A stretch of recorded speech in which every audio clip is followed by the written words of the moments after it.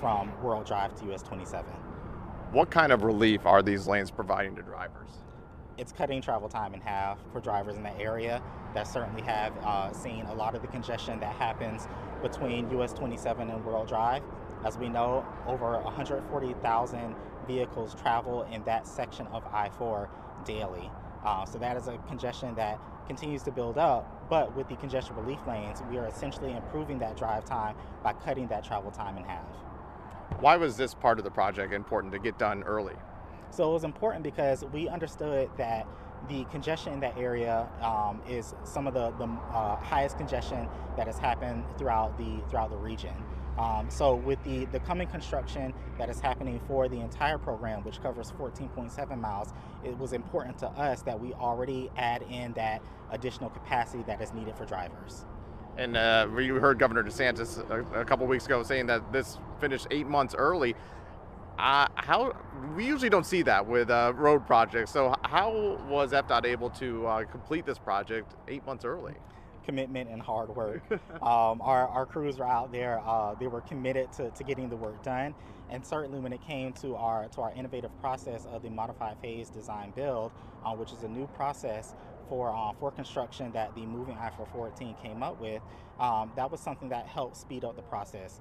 Typically, when it comes to having any kind of design build efforts, there's a lot of things. There's a lot to that process. With the modified phase design build process, we're able to cut down that time so that we can get to work quickly. And talk to me about the larger overall project here. What are things going to look like when that's finished? So for the larger overall project, which covers 14.7 miles along I-4, the high level view of that is that it'll be express lanes. So it'll be express lanes. It'll also be improvements to a lot of the interchanges that happen throughout the area, improving those on and exit, those entrance and exit ramps. But the most important part is the express lanes. As we know, the express lanes is a proven option that has taken place throughout I-4 already, that has helped cut down congestion, giving drivers an option on how to get to their destination quickly. So by adding that connectivity from Orange County to Polk County, we're able to give drivers that additional option. This is broken down into phases. What are we looking at here? So we are looking at the Accelerated Start project, which the congestion relief lanes was part of that Accelerated Start project. We are still working on the Accelerated Start project, which focuses on full build sections of Champions Gate Boulevard and also World Drive. After that, we do have various projects throughout throughout I-4 as well, from US 27 to State Road 536. So those projects throughout that that course are projects 1, 2, 3, 4, and 5. Okay. And we noticed it today. We went down to Champions Gate, and typically that area sees big time backups trying to get down to I-4 there, but it seems to be doing the trick so far. Yes, drivers are certainly very happy about it, and we're happy that we're already seeing great results from it. So we're just looking forward to the other improvements that we have in store for the rest of the corridor. Okay. About how long are we looking at before this entire project is finished? So we're right now we are looking at a few years, but the thing is that we are starting with that construction work very quickly. So with the Accelerated Start, the rest of the Accelerated Start project already underway. As you saw, some pile driving was already happening near Champions Gate. We are planning to start construction for projects 1, 2, and 5 this year as well. Okay, and that's the next big milestone. Would that be for project 1 or what? The next big milestone will be the completion of the Accelerated Start project, which we're looking at that completion in early 2026. All right, congestion relief in that area, I'm sure can't come soon enough to those folks who make that drive on a daily basis. Well, that's going to do it for us here on Fox 35 News Plus. We appreciate you joining us on this Monday morning. We are here weekdays, 11 a.m., 2 p.m., and 4 p.m. with Fox 35 News Plus and with Florida Live. So we have much more to come here on Fox Local. Have a great afternoon, and we will see you soon.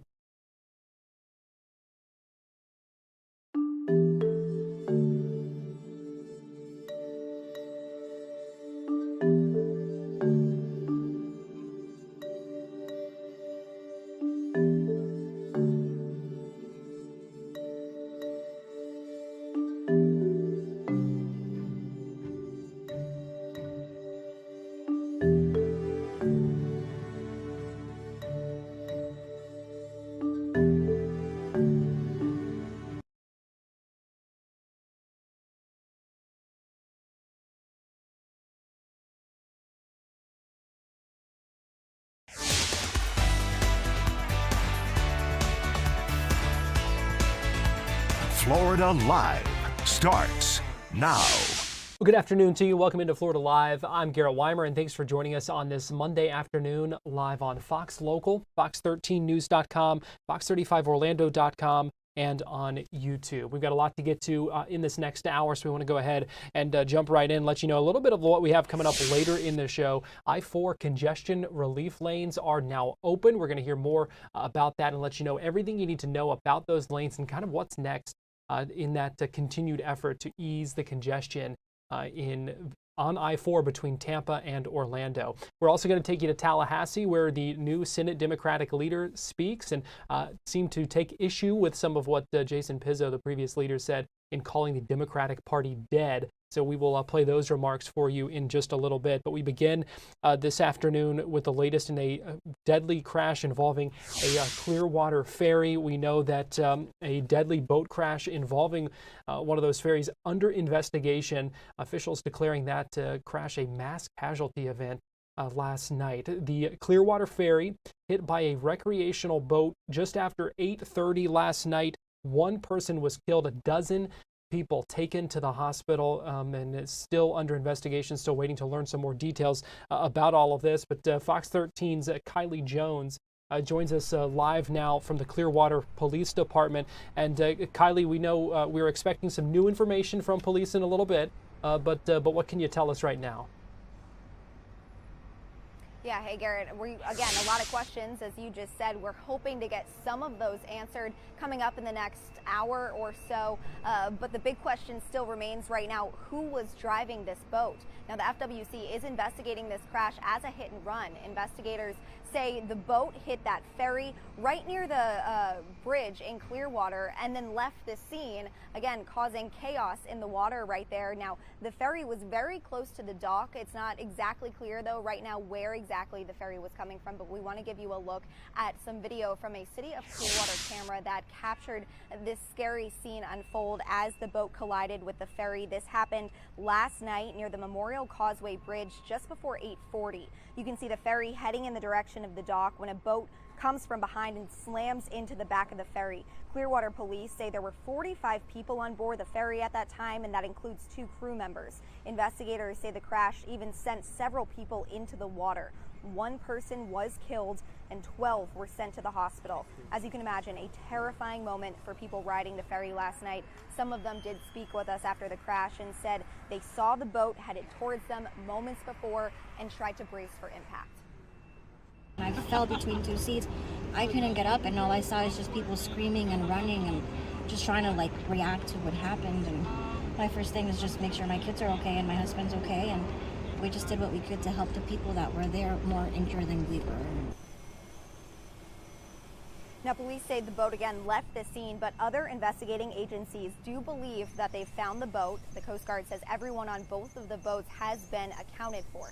The FWC has taken over this investigation, and we are expecting Clearwater Police, the FWC, and potentially more investigating agencies to join us at the Clearwater Police Department in about an hour for a press conference. Again, we're hoping to get some more updates on potentially who was driving the boat and more details about how all of this unfolded, but we will keep you updated on air and online.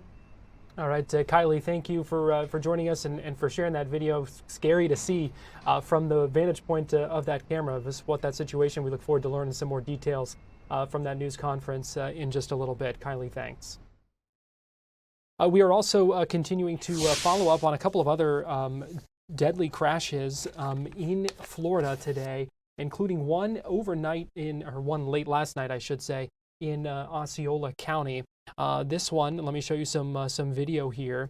This one shows the situation on the Florida Turnpike in Osceola County, mile marker 211 in the Kenansville area. 5 people dead, 7 injured after a van rolled over and crashed last night. Again, this happened in Osceola County. According to Florida Highway Patrol, they say a possible tire malfunction caused the driver to lose control.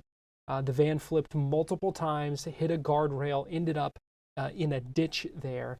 The victims, according to police, include a 29-year-old man, a 54-year-old man, a 73-year-old woman. All of them are from Fort Pierce.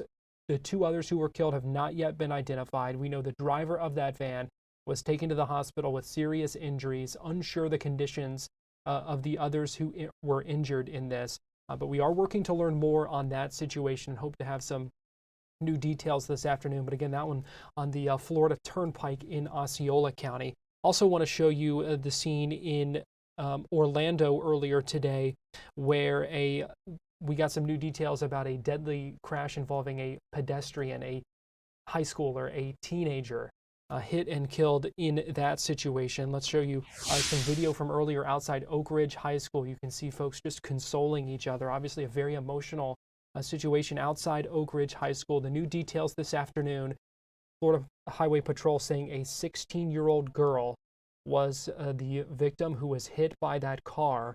She was not in the crosswalk, according to troopers. In some of this video, you'll be able to see this was the Dodge that the investigators say hit her. They did stay on scene, cooperate with the investigation. But in some of this video, you may see a sandal in the road, a backpack on the sidewalk. And again, this happened around 8 o'clock this morning, Oak Ridge High School. There's the sandal just right in the middle of the street there. That 16-year-old girl taken to the hospital, pronounced dead while crossing the street. Still waiting to learn some more details about that. We don't know her identity at the time. Here's some aerial video from Sky Fox flying. We know that the road was blocked for quite a while this morning while police were on the scene investigating that. So still another situation that we're working to learn some more details about. But a number of crashes involving fatalities that we are following here on Florida Live this afternoon, and tragic situations, all of them. And just one more note on the Clearwater Ferry crash. Again, that 3 o'clock news conference, and we will talk more about that in just a little bit. We're going to go ahead and take a break here on Florida Live. Still have a lot to get to, so we're going to step aside for a couple of minutes. We'll be right back, so keep it right here on Fox Local and on YouTube. We'll be back in 2 minutes.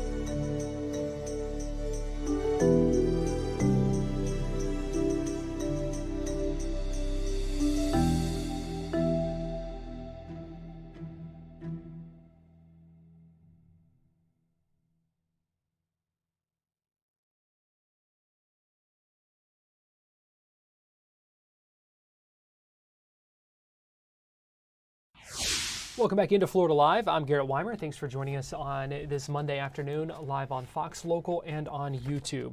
It is time now for our Tampa connection, and for that we go to Fox 13 digital content producer Nancy Gay. Nancy, we appreciate you joining us this afternoon. We've been talking about this Clearwater Ferry crash and talking about a scary situation.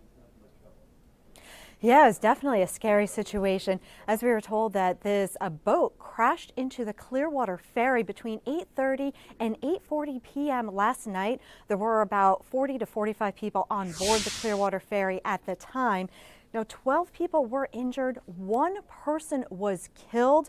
Now, of those 12 people who were taken to area hospitals, 2 were airlifted to Bayfront Hospital due to the nature of their injuries. They were airlifted to Bayfront because Bayfront is Pinellas County's only level 2 trauma center.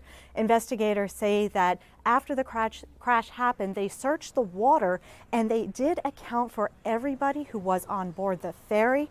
The spokesperson for the city of Clearwater said that the boat involved in this deadly hit and run crash has likely been located by a different agency. However, he did not provide any additional details about that boat, who owns that boat, or who may have been driving the boat at the time of the crash. As you mentioned earlier in the show, Clearwater officials are expected to give additional details about this boat crash today at 3 p.m. during a press conference. Now, due to the number of people who were taken to area hospitals and the person who was killed, this event was considered a mass casualty event. At this time, we do not know the condition of those who were taken to the hospital, but again, we are expected to learn much more about the crash of Clearwater, about the boat that crashed into the Clearwater Ferry last night around 3 p.m. this afternoon during a press conference. Garrett? Yeah, we anticipate some new information, hopefully, to piece together a little bit more about why this happened as well. You see that video, and it's kind of crazy to see. Just a lot of questions at this point. Yeah, there's definitely a lot of questions. And, in the video, as you mentioned, you do see the boat slamming into the Clearwater Ferry. But moments after it happened, you also see other boats kind of rushing towards the ferry to offer any assistance that they possibly could. There is even, there's a pirate ship out on Clearwater Beach that is very popular with tourists. In the video, you can see that Clearwater pirate ship also making its way towards the ferry to help. So there were a lot of helpers involved in this situation, but unfortunately one person did die and 12 others were taken to area hospitals. Again, we hope to learn much more today at 3 o'clock. All right, Nancy, thank you. Our second story today, and that is the state of the city of Tampa. Yes, that's right. Tampa Mayor Jane Castor delivered her State of the City address this morning, and she focused a lot on hurricane recovery and resiliency. The press conference kicked off this morning by honoring the city's hurricane heroes who went above and beyond during and after Hurricanes Helene and Milton. Now, Mayor Jane Castor said that while many of Tampa residents are still in recovery mode, we need to be resilient because more storms are coming. Castor said that the city is doing everything possible to get ahead of the upcoming hurricane season, which does begin on June 1st. She pointed to $94 million in wastewater pipe upgrades. And she also admitted that while these upgrades can be disruptive because it means digging up the roads, rerouting services, and blocking streets, she says it will all be worth it in the long run.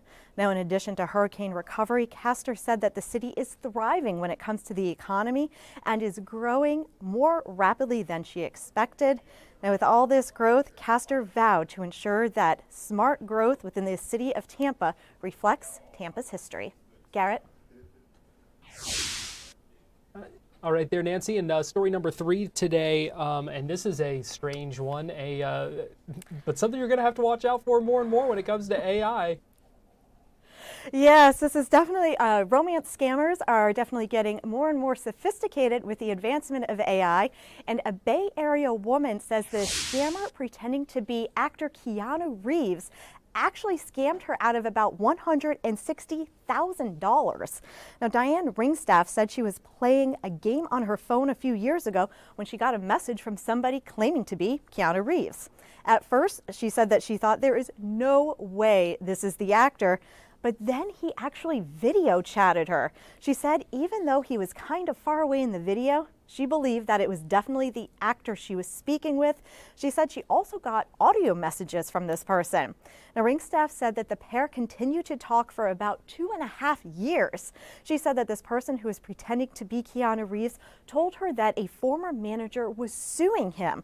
that he had legal trouble and that the FBI actually planted drugs in his house and the courts froze all of his assets. And that's why he needed her to send him tens of thousands of dollars in Bitcoin and cryptocurrency. She said that she took out a home loan and even sold her car to be able to give this person who she believed was Keanu Reeves that kind of money. Ringstaff said that she was vulnerable at the time when this person contacted her because she had just lost her boyfriend and then her dog died. Now, just last month, deputies with the Marion County Sheriff's Office showed up at Ringstaff's door and said that scammers were actually funneling other victims' money through her bank accounts. Now, Ringstaff just wants everyone to be alerted about how sophisticated these scammers have become.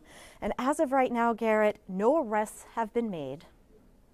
It's getting harder and harder to tell whether things are real or not when it comes to those videos and those audio recordings and those kinds of things, but it just makes it even more important to keep those antenna up for other red flags in situations. You just have to have your, really keep your guard up and keep an eye out for everything, because you can't always just believe what you see when it comes to those videos or believe what you hear when it comes to those audio messages. So you really kind of have to have all your awareness up. Yeah, you definitely do. And as I said, Dianne Ringstaff, when she first got this message, she was like, yeah, there is no way Keanu Reeves is messaging me.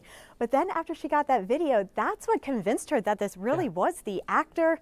And though she admits that the video was kind of far away in the distance, this scammer apparently used AI to pretend to be Keanu Reeves, knew her name, knew things like that. She started to believe that it was him.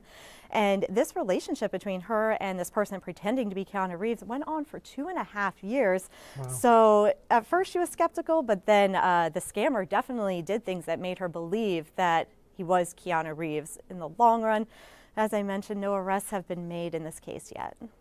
Gosh, you certainly feel bad for her. Well, also the final story we're tracking in our Tampa connection today, and that is the anniversary of a longtime missing persons case. Yes, that's right. It was 32 years ago today that 18-year-old Bonnie Lee Davis and her 4-month-old son, Jeremy, disappeared after going to a grocery store in Lithia to meet an older man that she was dating. Now, shortly before her disappearance, Bonnie received a $50,000 inheritance from a grandmother who had passed away. And her mother said that Bonnie told everyone that she had gotten this large sum of money. Shortly after she turned 18, Bonnie did take out $15,000, which is still missing, but otherwise this money has been untouched.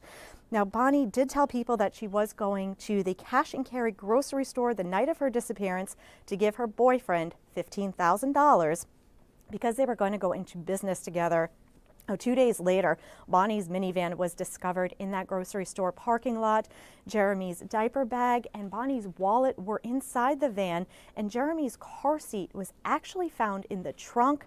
Now, their family, as well as detectives with the Hillsborough County Sheriff's Office, are still seeking answers to their disappearance.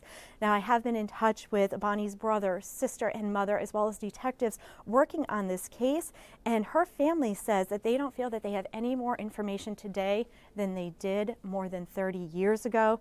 In fact, an investigator I spoke with said it is as if Bonnie and Jeremy disappeared off the face of the earth. Now, investigators say they've done a lot of interviews over the last 32 years, but so far no suspects have been named. Tips, however, are still coming through. And about 15 years ago, somebody left a tip that seemed to have critical information. The Hillsborough County Sheriff's Office has not divulged what that tipster said, but the family and detectives are begging for this tipster to call back and provide more information. Law enforcement officers, as well as the family, say that the tipster is not in any trouble. They just want more information so that they can find Bonnie and Jeremy.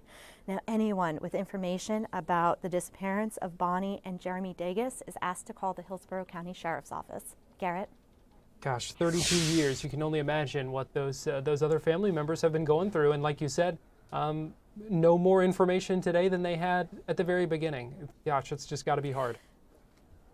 Yeah, it's very, very hard. The family, they keep saying that tipsters or anybody who may have some information, this may be on the back burner for them, but even after more than 30 years, this is always still at the forefront of their minds. They think about Bonnie and Jeremy every single day, and they are just pleading for any type of answers so that they can find their loved ones. All right, Fox 13 digital content producer Nancy Gay, we appreciate you joining us for our Tampa Connection. Thank you. We're going to take a break, and we'll be right back after this.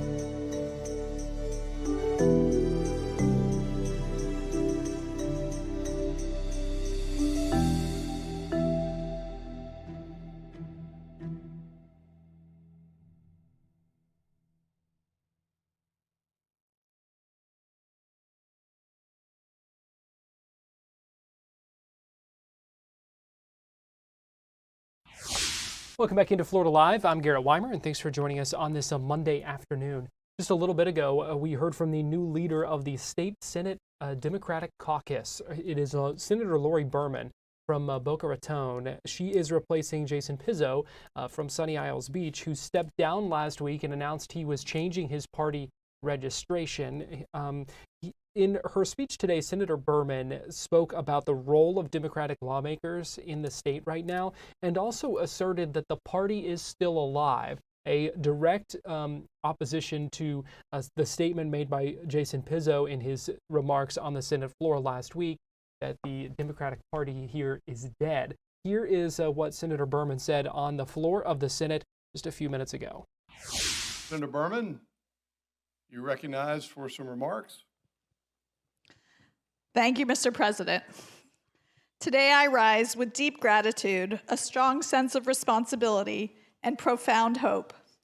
It is the greatest honor of my professional life to stand before you as the newly elected leader of the Florida Democratic Senate Caucus. I thank my colleagues for the trust, and I appreciate the people of Palm Beach County for the incredible privilege of representing them in this chamber. Let me begin with this. Florida stands at a crossroads. This moment demands clarity and courage. Yes, we face serious challenges, from a changing climate to rising costs, but within every challenge lies a chance to lead with purpose and heart. And this session has shown us what's possible when we choose progress over partisanship. For the first time in a long time, thanks to President Albritton, we have witnessed a session largely free from the divisive, headline-grabbing legislation that too often derailed genuine progress. Instead, we focused on the issues that mattered most to Floridians: protecting the environment, investing in education, prioritizing working families, and improving access to health care. This session in Tallahassee, we are standing firm against bills that roll back child labor protection, fighting against efforts to ban books and censor ideas in schools. We oppose efforts to roll back the important gun safety measures passed in a bipartisan manner in the wake of the horrific Parkland school shooting. We must honor the memories of those we lost, including those at FSU recently, by continuing to prioritize public safety, not by moving backwards. Floridians are watching. They are watching this chamber, and not for theatrics or sound bites, but for leadership. Leadership that puts people first. Leadership that rises above the noise and moves us forward to a shared vision for Florida's future. We all come from different parts of Florida. We hold diverse perspectives, life experiences, and political philosophies. But we were all elected for the same reason, because the people of this state entrusted us to do the work, the real work. Our diversity is our strength, and our unity is our power. Our caucus is here not just to oppose, we are here to propose, to advance real solutions that address the needs of everyday Floridians. We will listen, legislate, and lead with empathy and resolve. My approach to leadership will not be one of division, it will be one of inclusion. We will not trade in fear. We will lead with facts. We will not engage in personal attacks, and we will focus on policy. And we will not allow the loudest voices to drown out the needs of everyday Floridians. To my colleagues across the aisle, I extend my hand in partnership. Some issues should never be partisan, such as ensuring our children's safety in school, protecting clean water, caring for our veterans, and growing our economy in the way that uplifts all Floridians, not just the few at the top. Let's work together where we can. Let's disagree with respect where we must. And let's remember, we were not elected to be comfortable. We were elected to be courageous. To my fellow Democrats, I am proud to serve with you, and I am prouder of what we are building. I take issue with what was said last week. We are alive and kicking, passing good bills, fighting bad policy, and getting appropriations for projects that impact our districts. We may not hold the majority, but we have something just as powerful, a vision rooted in fairness, in justice, in equality, and in care. Members, let's work together to build a Florida where every child, no matter their background or zip code, can attend a well-funded public school that prepares them not just to take a test, but to thrive in life. Let's make healthcare affordable and accessible, not just in our urban centers, but in rural communities where care is too often out of reach. Let us address our housing crisis, not by pushing people out, but by ensuring that working families, seniors, and young people can afford to live in the communities they love. Let us protect fundamental freedoms, ensuring that every person has the right to make decisions about their own body, their future, and their own family. This is what we believe, and this is what I will fight for. I believe in the potential of Florida's future, and I will fight to see it realized. I will lead with heart, with purpose, and with the unwavering belief that Florida's best days are ahead of us. Thank you. So that was Senator Berman there speaking, and after she wrapped up, we also heard from Senate President Ben Albritton, who spoke briefly with some kind words about Senator Berman. To my friend, Lori, we've known each other for quite some time now. I'll be the first one to say that I'm looking forward to your leadership. I look forward to working with you. You have always shown a great deal of thoughtfulness and kindness. You've been an incredible encourager, by the way. It's one of your superpowers. And I, for one, am thankful that you're going to be leading here in the chamber for the Democrats. Congratulations, Leader Berman.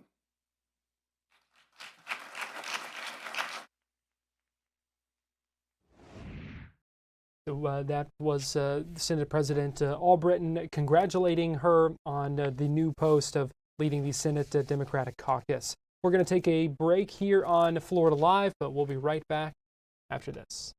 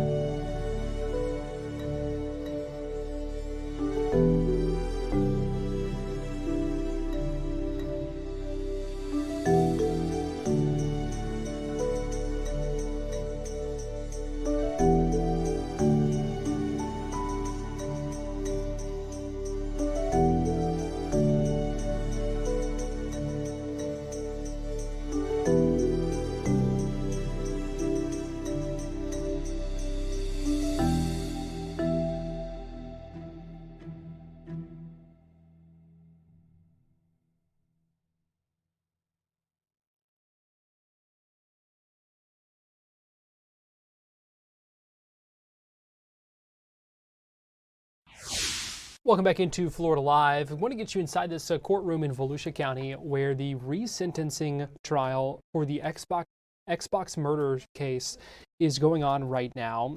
Jury selection lasted all week last week.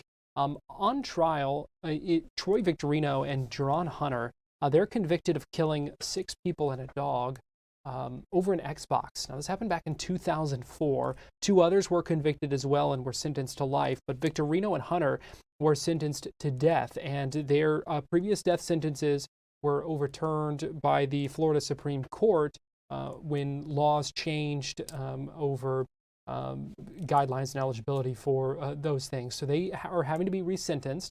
This trial began this morning. Right now, you're looking at Brandon Graham, who is a friend of the convicted killers in this case, who is testifying right now. Let's go ahead and listen in for a few minutes. Again, this happening live in a courtroom right now in Volusia County. Want to hear? Okay. And so you never agreed to kill anybody, but you agreed to break into a house? I originally stated in fear of my life. In fear of your life? Yeah, I used to be a coward back then. Did anybody threaten you at that point? No. But I think that you said Salas at one time said, I don't want to say it in the wrong way.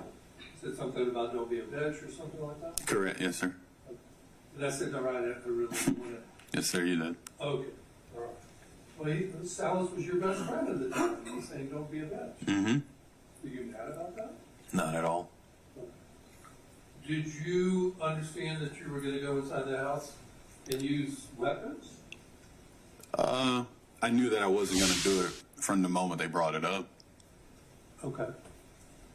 So eventually you go talk to the police, but this was after Salas and Victorino, Hunter, and Cannon are all arrested, correct? Correct. All right. Did the police ever bring up the possibility of you being arrested for conspiracy to armed burglary? No, sir. Did they ever mention to you being the possibility of being charged with any crime at all? No, sir. To this day, have you ever been charged with their agreement to go do a burglary? No, sir.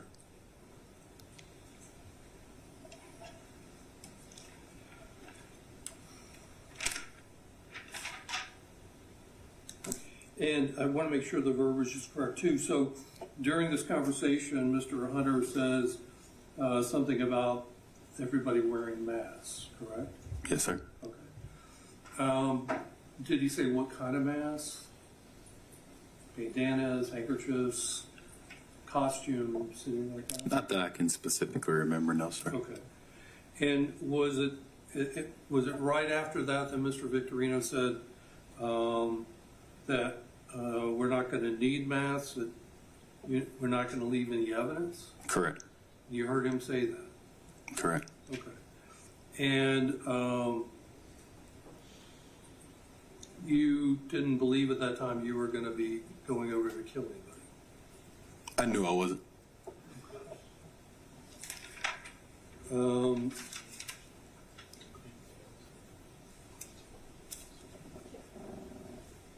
You've identified Mr. Victorino here today. Was he about that same physical shape back then in 2004? He was a lot more in shape back then. A lot more what? In shape. Okay. Is he bigger than he was back then? No, sir. Like he kind of got older. Okay.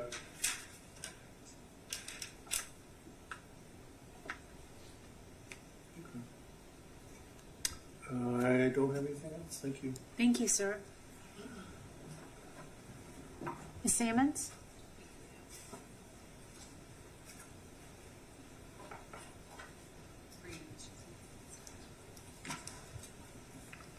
Good afternoon. I didn't see you over there. I'm Jen Sammons. Yes, ma'am. How are you? Corner over there.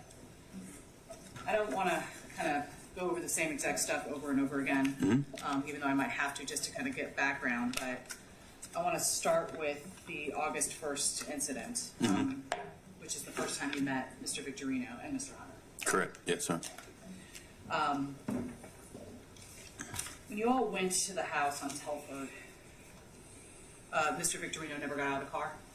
Correct. The exhibition that we're talking about, it has 3 rows, correct? Like the front seat, a seat behind it, and then a third row. Correct. Yes, ma'am. Okay. Mr. Victorino was in the back third row, Correct. and he did not want to participate in this as far as getting out of the vehicle.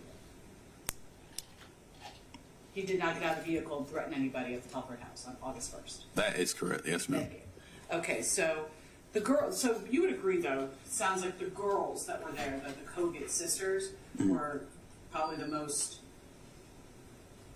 aggressive by going into the house and slashing tires?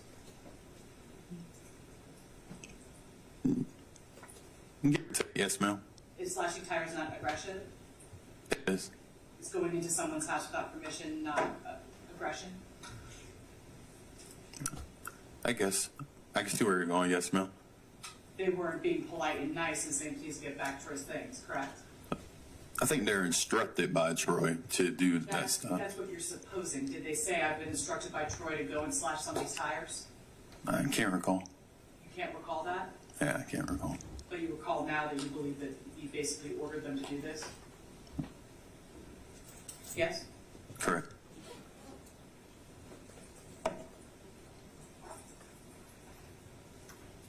Drawn had a bat? Correct. Mike Salas had a bat? Correct. You had a bat? Correct. Anthony Cannon had a bat? Correct. 4 bats? Correct. The girls had knives? Correct. In the house, they slashed tires, right? They had knives on their person? Yes. Sorry, I'm just doing it for the court reporter. Yeah, correct. You remember she has to type everything down. I do. There was yelling and cursing, all that going on for 10 to 20 minutes, I think you said? Yes, ma'am.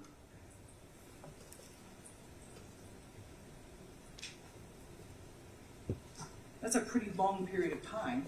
Would you agree, to be sitting and arguing and yelling outside? It goes by pretty fast.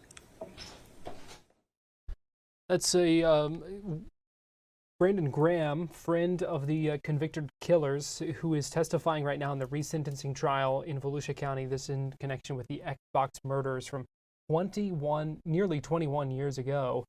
We will continue to monitor that, but we are going to go ahead and take a break right now here on Florida Live, and we'll be right back after this.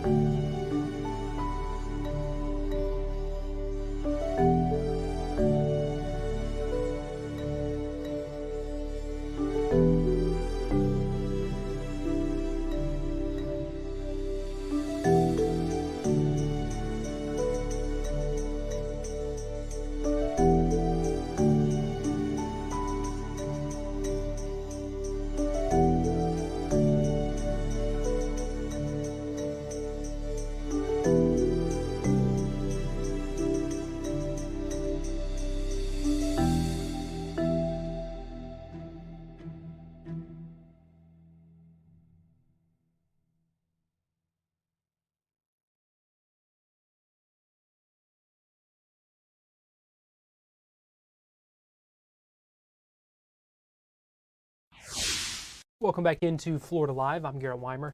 Thanks for joining us on this Monday afternoon.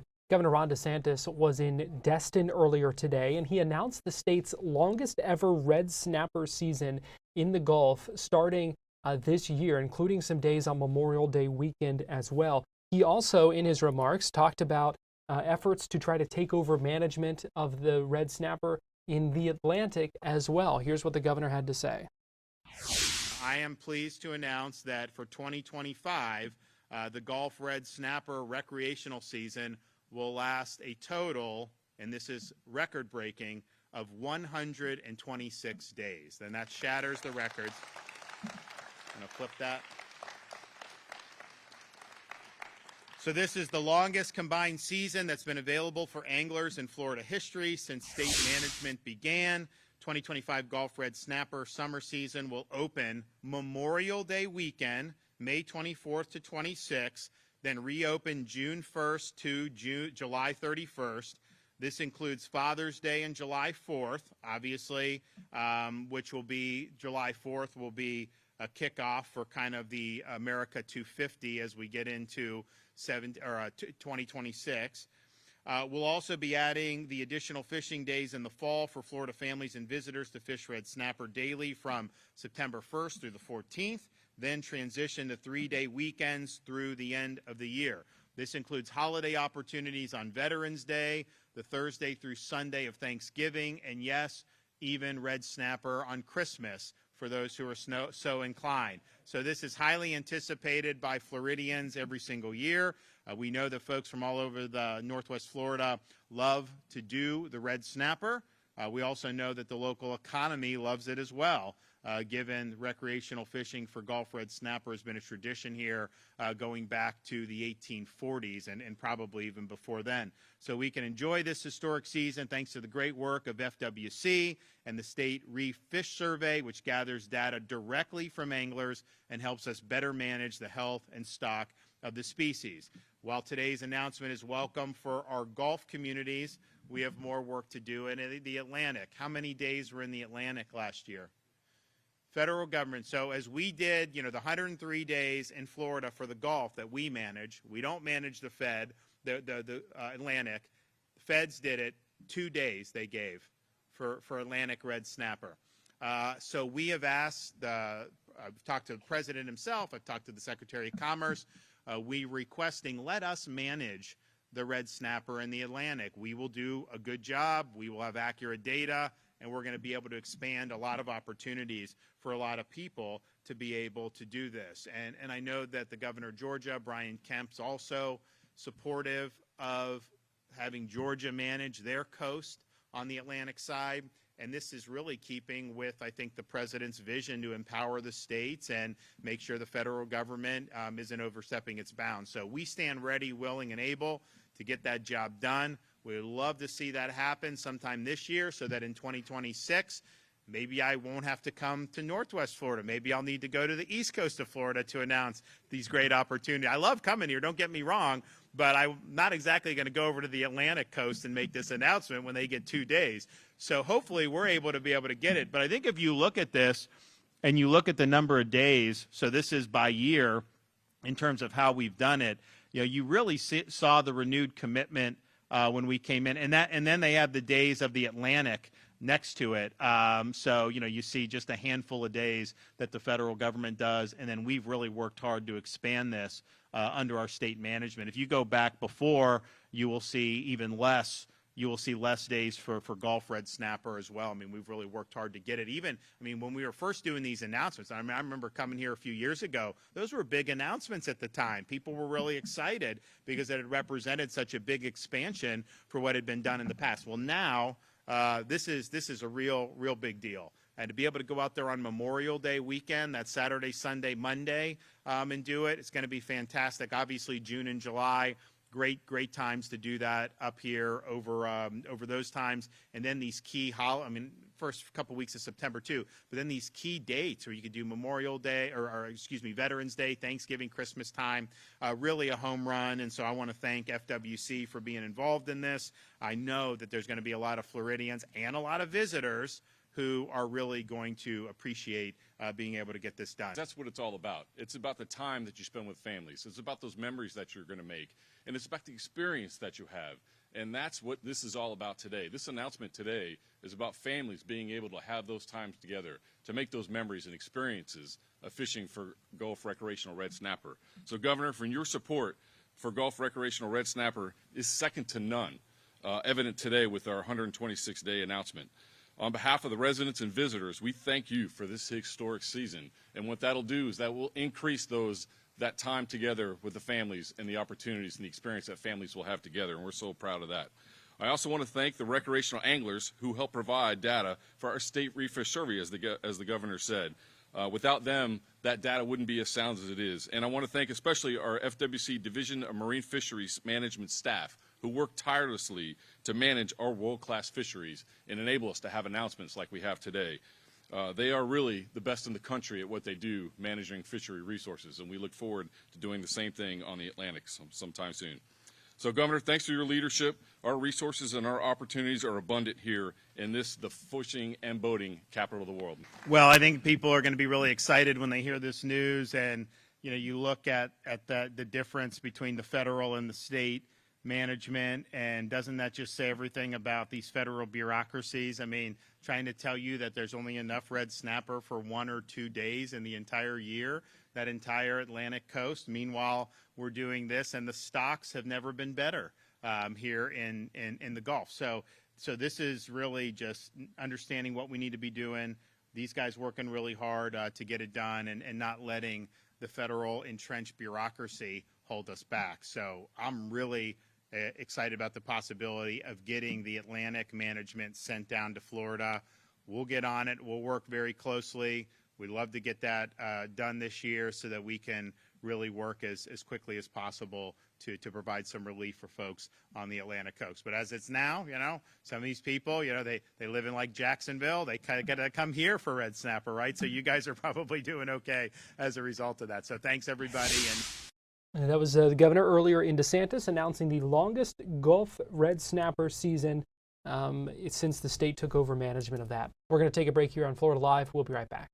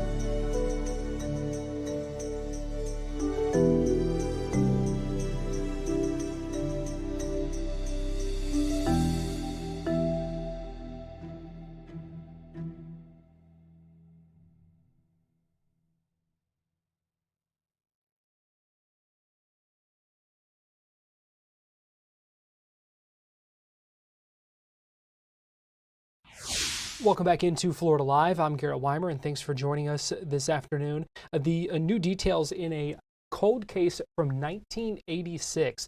This new details just in from a news conference from the St. Lucie County Sheriff's Office, where they gave some new details about what they call an execution-style killing. The victim in this cold case has been identified as a let's see.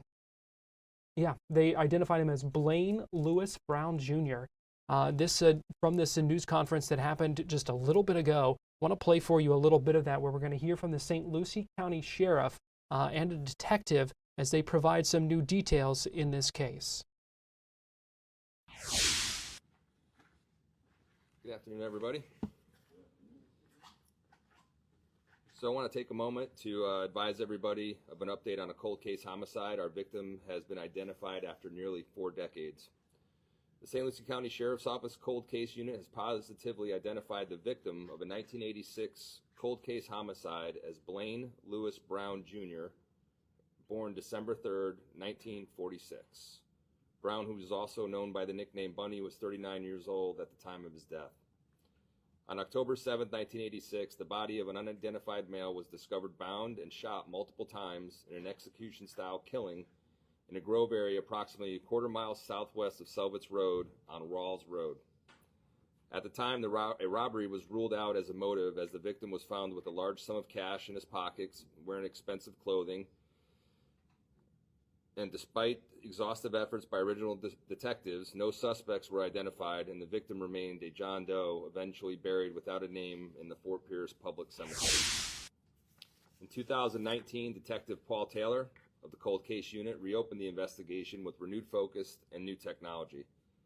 Funding was secured through the Florida Sheriff's Association's Cold Case Advisory Commission for DNA testing, An initial analysis by DNA Labs International yielded only a partial DNA profile. In 2020, a court-authorized exhumation of the victim's remains allowed for additional biological samples to be collected. Unfortunately, DNA samples remained insufficient for forensic genetic genealogy until March 2024, when the Florida Department of Law Enforcement approved grant funding for advanced testing by Othram, a lab specializing in DNA identification from degraded remains. On January 8, 2025, a genealogy report identified potential first cousins of the victim. Its subsequent contact with several family members, including a half-brother in Ohio, led to the submission of confirmatory DNA sample, and testing confirmed the victim's identity as Blaine Lewis Brown, Jr. Should be noted that Brown was reported missing to the Marion County Sheriff's Office on October 7, 1986, the same day his body was found in Fort Pierce. According to his family, he was last seen on September 26, 1986, telling relatives he was driving to Miami in connection with a horse-related business. He leased a 1986 gray Ford pickup truck, which was later found abandoned in a Miami parking lot. Brown was the owner of Double B Farms, Inc., a horse ranch in Ocala, and Brown's Fine Furniture in the same city. Interviews with family members indicated that Brown may have been involved in narcotics smuggling, and he had ties to Ocala, Miami, Fort Pierce, and Pittsburgh, Pennsylvania during the 1980s. I do want to commend and take a moment to commend Detective Paul Taylor and our retired state attorney, Mr. Bruce Colton, for their tireless dedication and commitment to this case. Their relentless pursuit of truth and years of meticulous investigative work have brought us closer to justice for Blaine Brown Jr. and his family. And we are going to continue to work on this case until those are responsible or held accountable for this homicide. I want to urge anybody that they can contact our cold case detective unit at 772-359-4407 or by email at taylorp@stluciesheriff.com. And tips can also be submitted anonymously through Treasure Coast Crime Stoppers at www.tcwatch.org. And we're going to open it up for some questions, and I know there's going to be a lot of technical questions, and I'm going to turn that over to Detective Taylor. He is well-versed in this case. We've spent quite a bit of time talking about it and reading about, the case is 40 years old, and up until recently, a lot's been done on this case through DNA, and we're very happy to identify the victim in this case, bring a little bit of closure for the family. And I know they've been, searching for answers for the past 40 years. You can imagine what that must be like. There were young kids involved, wife, and so a lot of time has passed, and we're able to now give the family some answers. So I want to commend them for doing that. I appreciate their efforts on this. They've solved many cold cases, and I expect this one to be done as well. But we need the public's help now. We're not worried about the narcotics aspect of this case. Some people might be thinking if they bring us information forward now, they're going to get jammed up because maybe narcotics charges. Look, statute of limitations is over regarding those cases. We are focusing now 100% on the homicide angle in this case, and want to bring closure even more for the family and justice for our victim. So with that, I'm going to open it up for any questions that you might have. What does it mean to you guys to bring some type of closure to this case? Well, I could tell you, I could speak for myself and representing the agency. It means everything, because that's what we're here to do, is serve people each and every single day. And one of our core values is treating people how we want to be treated. And I know if I was a family member, that's what I'd want to see some answers. A lot of times, though, we can't give families the answers that they're looking for. And a lot of times they'll then point blame at, say, the St. Lucie County Sheriff's Office or an individual. But we work extremely hard. We try to do the right thing. As you can see, there's a commitment to excellence here with the track record that these gentlemen have working these cases. But it means the world to me that we're one step closer. But we have provided at least a little bit of closure for the family. And we want to get that next step, though, moving forward. Yes, sir. That news conference from St. Lucie County just moments ago, identifying the victim in a 1986 cold case as Blaine Lewis Brown Jr., a man from Marion County. Still some questions with that, but a big step forward in that case thanks to some new technology and DNA evidence, as they were able to talk about there. Well, that's going to do it for us here on Florida Live. If you are watching on Fox Local Tampa, you can stay tuned for your regular 3 o'clock programming. If you're watching on Fox Local Orlando, we are going to bring you this Clearwater Ferry news conference live, set to begin here in just moments. So you can keep it here on Fox Local as we await an update on the deadly ferry crash. Still a lot of questions about that as well, waiting for some new information about what may have happened, what the next steps are in this investigation into it. Hoping for some answers here very shortly. So keep it here on Fox Local.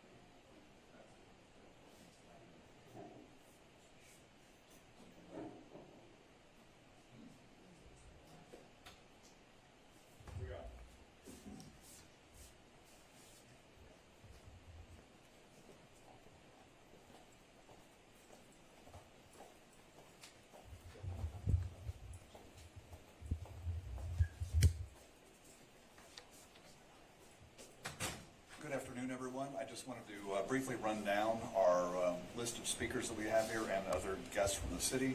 We have with us today Mayor Bruce Rector, we have Vice Mayor Lena Teixeira, we have Councilmember Michael Menino, Councilmember Ryan Cotton. We also have City Manager Jennifer Poyer, as well as Chief Eric Gandy and Fire EMS Chief Tony Tedesco. And you're going to hear first from Chief Gandy. Good afternoon, everyone. I'm Chief Eric Gandy of the Clearwater Police Department. We're here this afternoon to provide you some updates on last night's tragic boating crash. We're also here to clear up some misinformation that's been floating around online related to the crash. As most of you already know, one person died and 10 others were injured around 8:40 last night when a recreational boat slammed into the back of the Clearwater Ferry. The ferry was filled with 45 passengers and crew and was on the way back from Clearwater Beach. Even before the first responders arrived on scene, we knew we were dealing with a major situation. Our 911 call takers could hear what they described as horrific screaming in the background. Dozens of police officers and firefighters rushed to the scene. Representatives of other agencies, including the Pinellas County Sheriff's Office, FWC, and the Coast Guard were involved. It was a team effort in this tragic situation. Early on, the Clearwater Fire Department declared it a mass casualty event. Chief Tedesco will talk a little bit more about that later, but we had 1 fatality, 6 trauma alerts, and 10 total injuries. Victims were taken to hospitals in Clearwater, St. Pete, and even Tampa. Our thoughts go out to the families of those who were on board the ferry last night, particularly to the children and the family of the gentleman who died. It should also be noted that the efforts of a ferry crew member likely saved lives last night. I want to be clear about one thing. The ferry didn't strike a sandbar, as has been reported earlier. The ferry was struck from behind by a vessel that left the scene prior to the arrival of law enforcement. I'm going to play for you a video of the crash, and it will depict the point of impact. It's lengthy, but we're not going to show much of it. It's enough to suffice that we'll show a few seconds of this video that will give you some perspective on how this crash occurred. Go ahead and play that, please.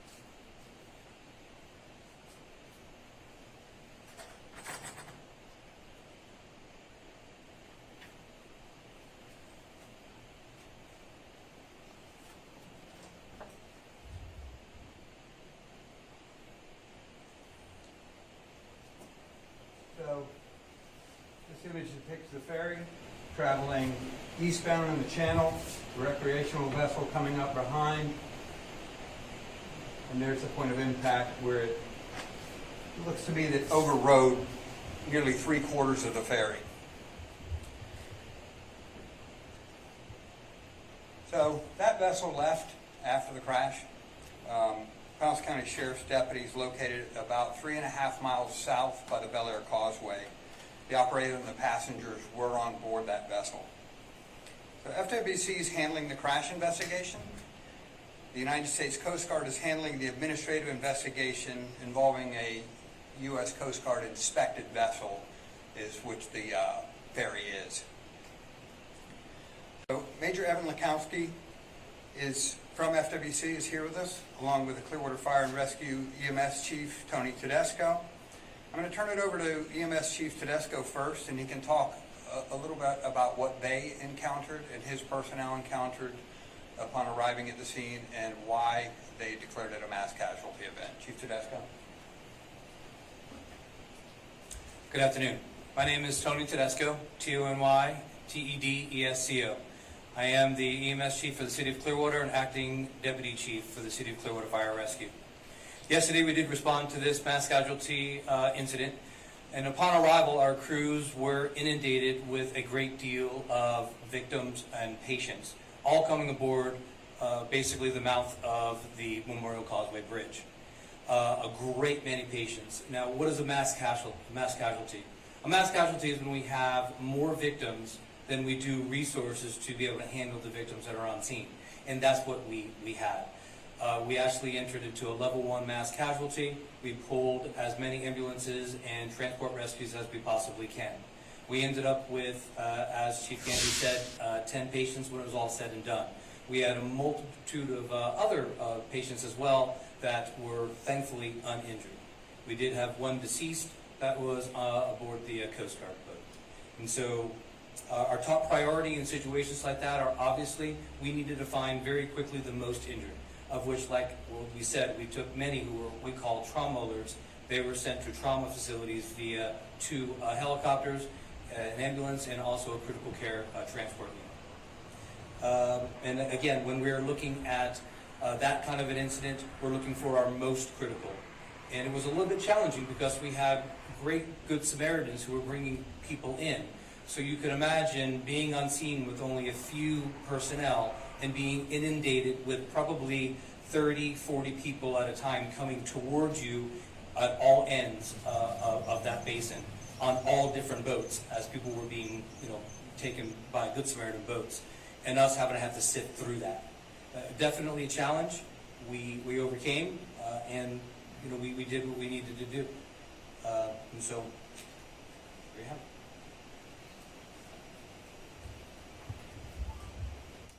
So next up, Major Laskowski from FWC, and he can speak to the crash investigation and give you kind of some perspective on how they go about conducting these investigations. Certainly it's early on in this, a lot of witnesses, a lot of information to sift through. Clearwater PD is providing a support role, obtaining evidence, obtaining videos, identifying witnesses and potential witnesses.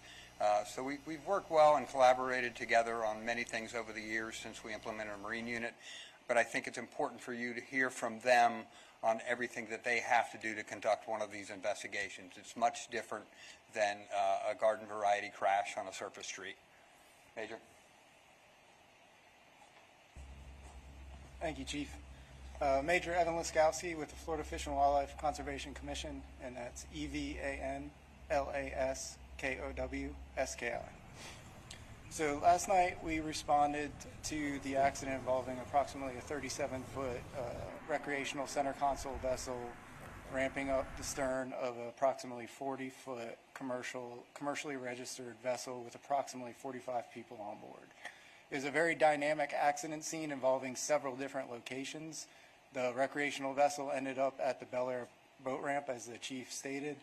The commercial ferry ended up on a sandbar, and then we had several different victims transported to 4 different local hospitals. So we had all hands on deck. We responded with 3 critical incident investigators, their critical incident supervisor, along with several patrol officers, Clearwater PD officers, detectives, and then our area supervisor who stands behind me, Captain Matt Del Rosa, also responded to scene. We seized both vessels as evidence as part of this investigation, and we're continuing to conduct interviews and review relevant footage of the incident to aid in our investigation. Obviously, our thoughts and prayers go out to the victims of this tragic accident, and we're committed to completing a thorough accident investigation to determine exactly what caused this horrific event. And we can open it up, or I'll turn it back over to the chief, and he can. Sure. And I'll finish what you were saying. We'll open it up to questions. We will field them based on who did what. So if it's related to the crash investigation, certainly FWC. If it's medical evacs and things like that, Clearwater Fire and PD can answer those questions. So go ahead. Question for FWC, I believe. Can you confirm that the suspect vessel or boat was a blue and white boat with the word statement written across it? Yeah, so we can confirm that vessel was there. And some members of the media were actually at the Bel Air boat ramp last night and were taking some photographs, and that was the vessel in question for this accident. Yes, ma'am. My question is for Major Skowski. Because we can see in the video the conditions last night. Could you please comment on what you observed from these conditions? What kind of a boating night was it? It looks like the ferry's running lights are on, and it was a moonlit night, and there's lighting from the bridge. So could you talk to me about what conditions existed down on the water last night? So we will be surveying both vessels, checking for operation of the running lights. U.S. Coast Guard is also conducting a concurrent investigation into the commercial vessel and making sure that all federal regulations were followed on that vessel. So they'll be also investigating all the equipment on that commercial vessel to make sure everything was in working progress. Our team of investigators will be completing damage assessments to both vehicles, inspecting all the different vessel systems, and then we'll also revisit the accident site and determine exactly, the points of view of the two operators and what they may have seen just prior to, during, and after that accident occurred. But you can see in the video, the ferry's lights are on, and it's a moonlit, well-lit night. It would depend on which direction you're traveling. Sometimes if you're an experienced boater and the moon is behind you, you've got great visibility. If the moon's in front of you, not so much. So it's a preliminary. We'll be, identifying all of that through our investigation. What's the status of the recreational boat driver? Has he been cooperative? What's his status right now? What's his identity? Do you have his identity? Yeah. So I believe we're going to release all those names, and we'll get that out via our PIO. So I'll give you all those names in one from our PIO. But he was cooperative last night. We conducted, like we normally do, our survey of the vessel, everybody that had been on scene. We spoke with the witnesses that we were capable of speaking with. The chief spoke to just the sheer volume. And I'll go back a little bit. And, the initial response by everyone is to make sure that we protect everyone's life and limb, regardless of what vessel they were part of or what their involvement may or may not have been. And that was our initial response, with well over 50 people involved, a lot of unknowns. That's where we started initially. Once we were able to file back from that, we were able to try and piece apart which persons belonged with which vessels, and began our survey of those accidents. And the chief mentioned it as well. Vessel accident investigation is very different than vehicle accident investigation. You're dealing with a dynamic environment. Tides and winds shift everything around. Things don't tend to sit in exactly the same place, and it just takes a long process to work all the way through that. As well as, unlike metal, fiberglass and other things tends to kind of bend and have some resiliency. So it takes a larger survey. We use a lot of LiDAR equipment and a bunch of laser-guided stuff to really map damage and put things back together. And that's sometimes what will delay these investigations a little bit. It seems like it should be pretty easy to put one thing together with something else, but it's really not as simple as laying things over each other. You really got to figure out what was pre-existing. If anyone's owned a boat, unfortunately they bump against docks and things like that. It happens. So every scratch may be valid or it may not based on the accident that occurred, and how do you corroborate those things with it. And further than that, just again, in the discussion of boating accidents, you have a number of factors with this accident specifically. The blue and white vessel is a larger vessel. Fiberglass, again, in size and weight is much larger than the vessel that it ends up striking.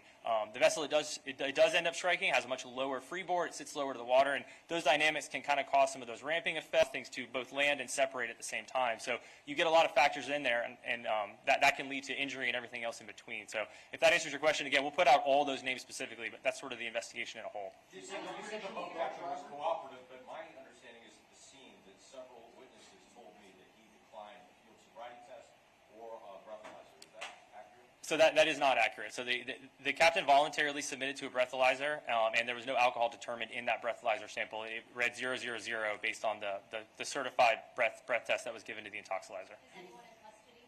No one's currently in custody at this time. Can you confirm someone on that recreational boat called 911 and didn't remain at the scene for some time? So we're still working through the volume of 911 calls that came through, which boats they were in. The call takers here at Clearwater did a fantastic job, but we're obviously under a large amount of duress with the number of people, the volume of noise that was going on in the background. So I can't state exactly which vessels made which phone calls. So would it be considered a hit and run then, or would it, if he stayed for, is it considered a hit and run, or what is it considered? What do you guys think? So we're currently working with the state attorney's office to make sure that we fit whatever legal definitions for hit and run should or shouldn't be based on the circumstances that persisted that evening. There was another scene at the Seminole boat ramp where another individual was detained. Was that related, and if so, how? I'm not aware of anyone being detained at Seminole Boat Ramp. I know Seminole Boat Ramp was the staging point for all of the EMS units, and the large majority of the patients were brought there, triage, and the chief can speak to that as how they triage them. But I don't know of anyone being detained at that boat ramp, at least from our standpoint. And if Clearwater detained anyone there, they could speak to that. County Sheriff's Office did, and I believe I saw one of your folks on scene. Yeah, so the only investigative efforts we took in terms of that was at the Bel Air Boat Ramp, as we discussed. So we assisted the PD and the fire department at Seminole with the victims that were there. Sorry, have you seen, I know Chief Danny said that the boat overrode the ferry about 3/4 of the way. Have you seen something like this happen before? Can you talk about the severity of this? Unfortunately, these accidents happen all over the state. This isn't the first. I hope it's the last. I don't know that it will be, but unfortunately, they do occur. I saw the damage to both vessels extensively last night, and that video depicts it very accurately. There was definitely a point where both those boats were fully entangled, and a large amount of damage resulted to the ferry boat as a result of that entanglement. Are you able to say the ages of the victims? Was there any children involved in those injuries, adults? Can you talk about that a little bit more? So all the victims that we had identified were all adults. I believe there were some children on the vessel itself. Like I said, we'll release that full list. That we don't need to read out all those names, but we'll release that full list to you guys today via RPIO. Did any of the victims fall in the water, and how deep is that water? I'm not sure if anyone went overboard. Again, it's a dynamic case with how many people were on the vessel itself. Everyone other than the one decedent was able to survive the incident itself. I know some people also got themselves off the boat. Once the crash occurred, the vessel ended up in some shallower water right there on the sandbar, which I think is where that story was coming from for that vessel being aground. It did end up aground post the event, and a lot of people were able to get themselves off the boat in pretty shallow water and walk to either other Good Sams that were able to take them away or responding vessels that were able to get them back to shore safely. One witness told me that they saw a blue and white vessel pushing the ferry towards the sandbar. Do you know anything about that? I don't know anything about that. Again, the chief talked about the longer version of this video. There's many more minutes that we're going to diagnose in there to try and figure out what was going on. And back to the question about 911 calls, we're going to try and build that timeline back and see who was making what phone calls at what time. And again, that's the complexity of an event of this magnitude, as well as when it involves boats like this. Again, every piece of evidence tries to float away. We were dealing with a late night, and again, a lot of people to deal with. But bottom line, if you hit a boat and you call 911, you should remain until law enforcement. Should you ever leave before law enforcement arrives? We would always recommend that if someone's involved in an accident, you remain on scene, you render aid that you can, you call all the local authorities that you can, and do everything you can in that moment. And we're committed. If a hit and run occurred here and people were injured, people were heavily influenced by this event, we're committed to working those charges all the way through. Again, we've already engaged in discussions. We have a strong working relationship with the Pinellas County State Attorney's Office, and we're working through whatever those charges may be. And to the fullest extent of the law, we'll prosecute any crime that is discovered. Any estimate on how fast the recreational boat was moving at the time of the crash? So difficult to make speed estimates. Cameras are a challenge there as well. So we'll work through that once we do our crash investigation. We actually can use kind of the way the fiberglass breaks and the way that things kind of come together, similar to what's done on the road. And we'll get a speed. It's just hard to make that estimate now. You can see from that video and make your own estimate, but we'll get a good number once our investigation is complete. So where they were in currently would have been no restriction on speed other than safe operation, but there's no slow speed or minimum wake applied to that area. They were quickly approaching one, but where they were was not slow speed or minimum wake. Can you at least Yes, we'll release all of that. Like I said, I'd rather just let all that go out as one big piece from our PIO. Just to clarify, is it correct to say that the boat did not stay at the crash scene, but it's not determined yet whether it's being investigated as an actual hit and run? It is safe to say that, yeah. There's evidence that shows that the vessel did remain there for a period of time and then ultimately ended up at the Bel Air boat ramp, separate from the accident location. That is an accurate description of what occurred.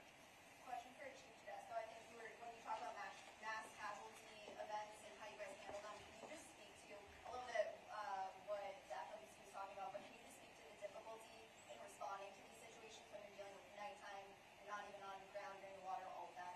Yeah, absolutely. When our crews first arrived, they found themselves in the water themselves, trying to rescue people out of the water as well. On top of that, they were trying to figure out who was the most wounded.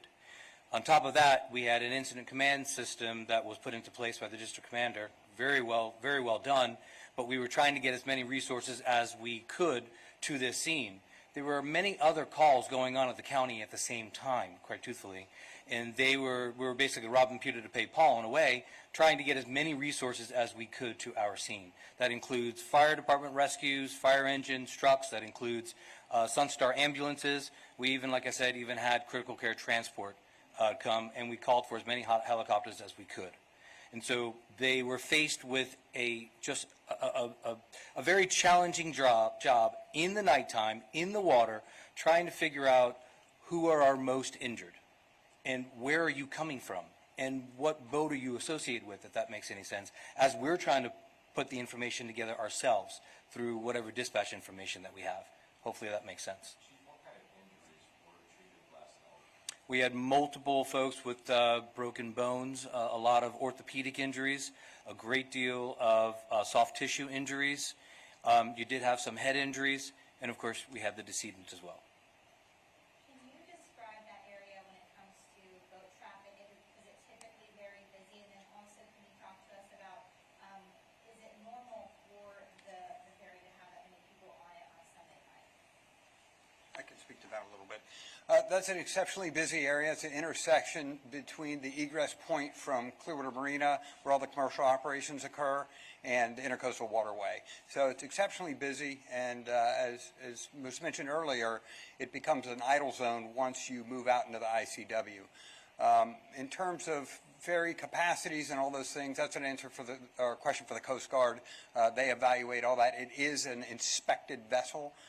So they have to go through all those things and make those determinations. That'll all be part of the broader investigation, obviously.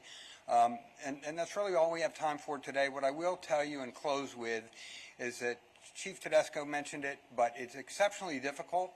It's outstanding that so many separate entities and Good Samaritans come together to help. But communication becomes challenging when one victim is in a Coast Guard vessel, one is in a sheriff's vessel, one's in Clearwater Police vessel, 4 have walked to shore. We have family members showing up in vehicles. So I think at any kind of an event like this, that's probably the biggest challenge, is coordinating your resources. And as Chief Tedesco mentioned, we try and establish a unified command early so that we can share those communication efforts and understand the big picture. Now, what changed with this a little bit is the other vessel is 3.5 miles away in another jurisdiction.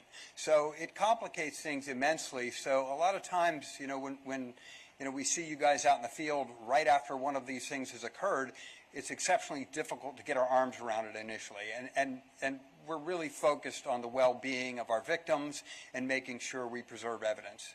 So thank you very much for coming. The second speaker from the FWC, sir, could you say and spell your first and last? My first name is Matthew, M-A-T-T-H-E. Clearwater Police, Clearwater Fire Rescue, the FWC giving updates on the Clearwater Ferry crash. What we know about that: 1 person killed, 10 others, the number they are saying, that were injured in that. And they also showed that video that we have also been showing for you, showing the collision between the boat. In fact, here it is right now, the collision between the boat and the ferry. You see that boat come up and strike the ferry, even overtake it for a little bit there. 45 passengers and crew on board that ferry the boat found about 3.5 miles away. They were careful not to call it a hit and run.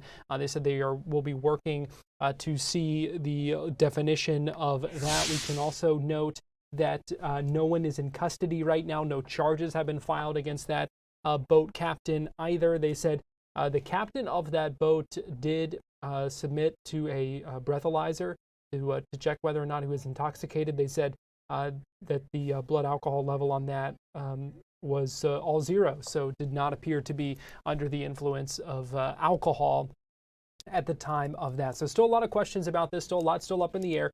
We know the FWC is leading the crash investigation. They also talked about the Coast Guard looking into some things on the ferry point of view, since they are a commercial vessel as well. But the bottom line, 1 dead, 10 others injured, and still no charges filed, no one in custody for this case at this time.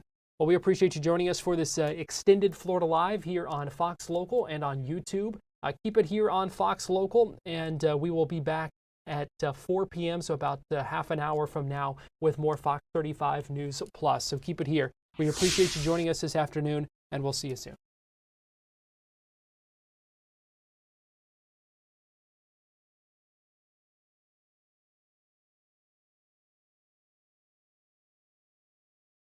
Hospitals. 2 were airlifted to Bayfront Hospital due to the nature of their injuries. They were airlifted to Bayfront because Bayfront is Pinellas County's only level 2 trauma center. Investigators say that after the crash happened, they searched the water and they did account for everybody who was on board the ferry. The spokesperson for the city of Clearwater said that the boat involved in this deadly hit and run crash has likely been located by a different agency. However, he did not provide any additional details about that boat, who owns that boat, or who may have been driving the boat at the time of the crash. As you mentioned earlier in the show, Clearwater officials are expected to give additional details about this boat crash today at 3 p.m. during a press conference. Now, due to the number of people who were taken to area hospitals and the person who was killed, this event was considered a mass casualty event. At this time, we do not know the condition of those who were taken to the hospital, but again, we are expected to learn much more about the crash of Clearwater, about the boat that crashed into the Clearwater Ferry last night around 3 p.m. this afternoon during a press conference. Garrett? Yeah, we anticipate some new information, hopefully, to piece together a little bit more about why this happened as well. You see that video, and it's kind of crazy to see. Just a lot of questions at this point. Yeah, there's definitely a lot of questions. And, you know, in the video, as you mentioned, you do see the boat slamming into the Clearwater Ferry. But moments after it happened, you also see other boats kind of rushing towards the ferry to offer any assistance that they possibly could. There is even, there's a pirate ship out on Clearwater Beach that is very popular with tourists. In the video, you can see that Clearwater pirate ship also making its way towards the ferry to help. So there were a lot of helpers involved in this situation, but unfortunately 1 person did die and 12 others were taken to area hospitals. Again, we hope to learn much more today at 3 o'clock. All right, Nancy, thank you. Our second story today, and that is the state of the city of Tampa. Yes, that's right. Tampa Mayor Jane Castor delivered her State of the City address this morning, and she focused a lot on hurricane recovery and resiliency. The press conference kicked off this morning by honoring the city's hurricane heroes who went above and beyond during and after Hurricanes Helene and Milton. Now, Mayor Jane Castor said that while many of Tampa residents are still in recovery mode, we need to be resilient because more storms are coming. Castor said that the city is doing everything possible to get ahead of the upcoming hurricane season, which does begin on June 1st. She pointed to $94 million in wastewater pipe upgrades And she also admitted that while these upgrades can be disruptive because it means digging up the roads, rerouting services, and blocking streets, she says it will all be worth it in the long run. Now, in addition to hurricane recovery, Castor said that the city is thriving when it comes to the economy and is growing more rapidly than she expected. Now, with all this growth, Castor vowed to ensure that smart growth within the city of Tampa reflects Tampa's history. Garrett? All right there, Nancy. And story number 3 today, and this is a strange one, but something you're going to have to watch out for more and more when it comes to AI. Yes, this is definitely, romance scammers are definitely getting more and more sophisticated with the advancement of AI. And a Bay Area woman says the scammer pretending to be actor Keanu Reeves actually scammed her out of about $160,000. Now, Dianne Ringstaff said she was playing a game on her phone a few years ago when she got a message from somebody claiming to be Keanu Reeves. At first, she said that she thought there is no way this is the actor, but then he actually video chatted her. She said even though he was kind of far away in the video, she believed that it was definitely the actor she was speaking with. She said she also got audio messages from this person. Now, Ringstaff said that the pair continued to talk for about 2.5 years. She said that this person who was pretending to be Keanu Reeves told her that a former manager was suing him, that he had legal trouble, and that the FBI actually planted drugs in his house and the courts froze all of his assets. And that's why he needed her to send him tens of thousands of dollars in Bitcoin and cryptocurrency. She said that she took out a home loan and even sold her car to be able to give this person who she believed was Keanu Reeves that kind of money. Ringstaff said that she was vulnerable at the time when this person contacted her because she had just lost her boyfriend and then her dog died. Now, just last month, deputies with the Marion County Sheriff's Office showed up at Ringstaff's door and said that scammers were actually funneling other victims' money through her bank accounts. Now, Ringstaff just wants everyone to be alerted about how sophisticated these scammers have become. And as of right now, Garrett, no arrests have been made. It's getting harder and harder to tell whether things are real or not when it comes to those videos and those audio recordings and those kinds of things, but it just makes it even more important to keep those antenna up for other red flags in situations. You just have to have your, really keep your guard up and keep an eye out for everything, because you can't always just believe what you see when it comes to those videos or believe what you hear when it comes to those audio messages. So you really kind of have to have all your awareness up. Yeah, you definitely do. And as I said, Dianne Ringstaff, when she first got this message, she was like, yeah, there is no way Keanu Reeves is messaging me. But then after she got that video, that's what convinced her that this really was the actor.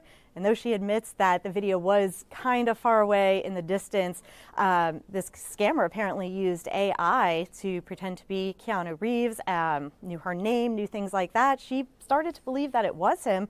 And this relationship between her and this person pretending to be Keanu Reeves went on for 2.5 years. Wow. So at first she was skeptical, but then the scammer definitely did things that made her believe that he was Keanu Reeves. In the long run, as I mentioned, no arrests have been made in this case yet. Gosh, you certainly feel bad for her. Well, also the final story we're tracking in our Tampa connection today, and that is the anniversary of a longtime missing persons case. Yes, that's right. It was 32 years ago today that 18-year-old Bonnie Lee Dagus and her 4-month-old son, Jeremy, disappeared after going to a grocery store in Lithia to meet an older man that she was dating. Now, shortly before her disappearance, Bonnie received a $50,000 inheritance from a grandmother who had passed away. And her mother said that Bonnie told everyone that she had gotten this large sum of money. Shortly after she turned 18, Bonnie did take out $15,000, which is still missing, but otherwise this money has been untouched. Now, Bonnie did tell people that she was going to the cash and carry grocery store the night of her disappearance to give her boyfriend $15,000 because they were going to go into business together. 2 days later, Bonnie's minivan was discovered in that grocery store parking lot. Jeremy's diaper bag and Bonnie's wallet were inside the van, and Jeremy's car seat was actually found in the trunk. Now, their family, as well as detectives with the Hillsborough County Sheriff's Office, are still seeking answers to their disappearance. Now, I have been in touch with Bonnie's brother, sister, and mother, as well as detectives working on this case, and her family says that they don't feel that they have any more information today than they did more than 30 years ago. In fact, an investigator I spoke with said it is as if Bonnie and Jeremy disappeared off the face of the earth. Now, investigators say they've done a lot of interviews over the last 32 years, but so far no suspects have been named. Tips, however, are still coming through. And about 15 years ago, somebody left a tip that seemed to have critical information. The Hillsborough County Sheriff's Office has not divulged what that tipster said, but the family and detectives are begging for this tipster to call back and provide more information. Law enforcement officers, as well as the family, say that the tipster is not in any trouble. They just want more information so that they can find Bonnie and Jeremy. Now, anyone with information about the disappearance of Bonnie and Jeremy Davis is asked to call the Hillsborough County Sheriff's Office. Garrett? Gosh, 32 years. You can only imagine what those other family members have been going through. And like you said, no more information today than they had at the very beginning. Gosh, it's just got to be hard. Yeah, it's very, very hard. The family, they keep saying that tipsters or anybody who may have some information, this may be on the back burner for them, but even after more than 30 years, this is always still at the forefront of their minds. They think about Bonnie and Jeremy every single day, and they are just pleading for any type of answers so that they can find their loved ones. All right, Fox 13 digital content producer Nancy Kay. We appreciate you joining us for our Tampa Connection. Thank you. We're going to take a break, and we'll be right back after this.